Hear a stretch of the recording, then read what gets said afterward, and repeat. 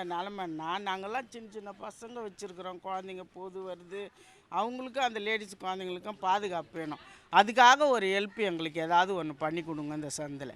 என்ன பண்ணணும்? இங்கே வந்து ஏதாவது ஒரு கேமரா வச்சிங்கன்னா எவன் வரான் யார் போகிறான்னே தெரிய மாட்டுது. நாங்கள் தூங்கிடுறோம், நமக்கு தெரிய மாட்டுது யார் போகிறா யார் வரான்னு தெரிய மாட்டேங்குது. அதுக்காக ஒரு ஹெல்ப் பண்ணி விடுங்க ஏதாவது.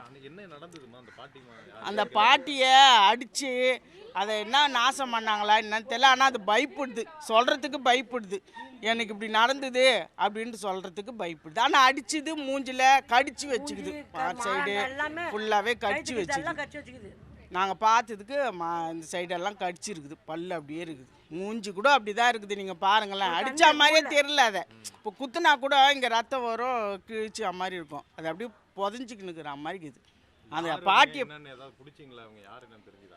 யார் என்னான்னு ஓடிட்டாங்களே, அன்றைக்கி நைட்டே ஓடியாச்சு. பசங்கள்லாம் இறங்கி பார்த்தாங்க தான், ஆனால் யாரும் கண்ணில் ஆம்படல. அது வரைக்கும் ஓட்டினான், அது வரைக்கும் ஓடினா தெரிச்சின்னு போனானுங்க. அது லாஸ்ட் வரைக்கும் போனானுங்க, கிடைக்கல. ஒருத்தரை பிடிச்சி அதை இது உள்ளே இருக்கிற பசங்க நிறைய பேர் இருக்கிறான், ஒரு இந்திக்காரனை பிடிச்சி கொடுத்துருக்குறாங்க. ஆமாம், பிடிச்சி கொடுத்துக்குறோம்.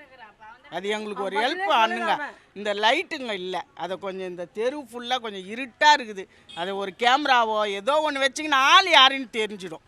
அப்போ தான் ஒருத்தனை பிடிச்சா கூட நமக்கு யாருன்னு தெரிஞ்சால் இன்னொரு வாட்டி அந்த தப்பு நடக்காது. அந்த அளவுக்கு பார்த்துக்கணும்.